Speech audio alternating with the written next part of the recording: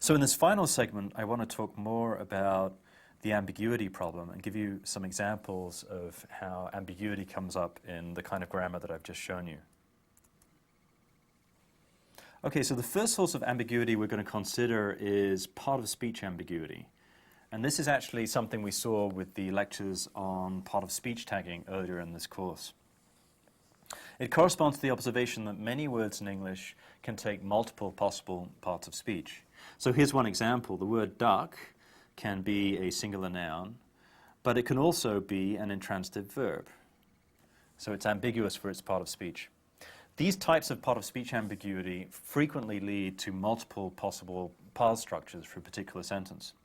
And I've shown you two examples of a verb phrase structure for the string saw her duck with the telescope down here.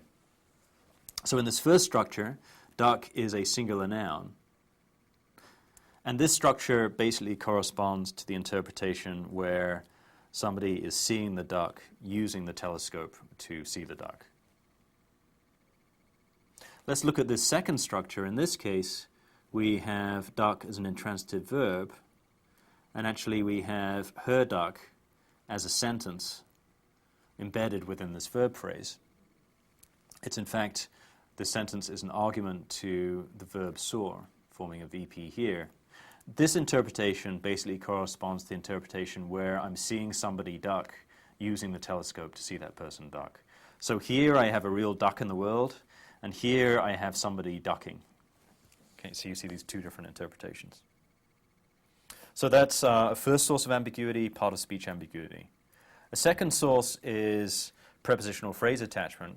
I'll just recap. We had this example from early on in this lecture where I have the sentence, I drove down the road in the car, and I noticed that we had two possible structures for this sentence. One where in the car is modifying drove, and this corresponds to the natural interpretation where I'm driving in the car.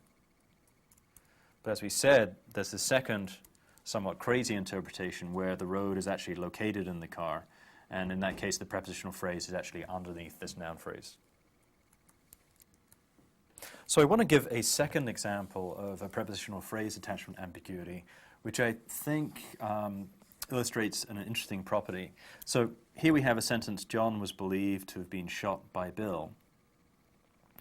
And the most plausible interpretation has Bill doing the shooting.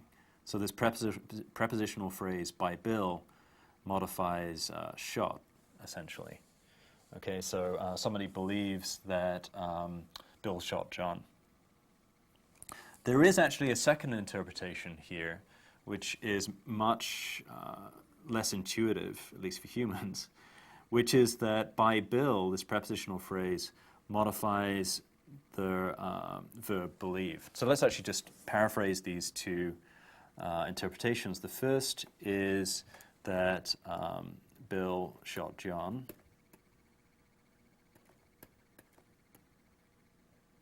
Somebody believes that Bill shot John.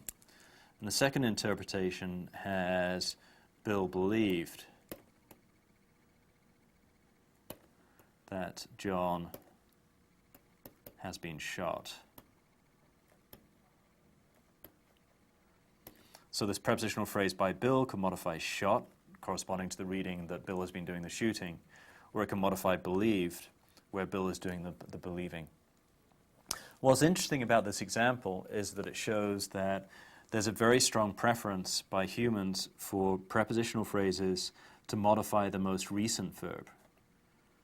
So both of these interpretations, Bill doing the shooting or believing, are quite plausible as states of the world. So using a priori beliefs about what is likely in the world, either of them looks quite plausible. And yet humans have a very strong preference for the shooting interpretation.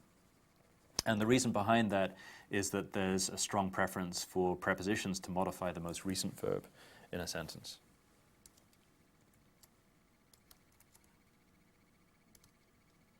So let's move on to another example of ambiguity using the grammar I just showed you.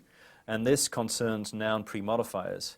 So I think earlier in these slides I showed you this structure, or something very similar to this structure. So here we have the sequence of words, the fast car mechanic. And actually, here we have an N bar over fast car, and this structure corresponds to the interpretation where we have a mechanic who works on fast cars. Okay, so it's a mechanic whose specialty is fast cars, for example. Okay, because we have fast car as an entire subphrase pre-modifying mechanic. But under the grammar I showed you, we have a second structure which I've shown you here.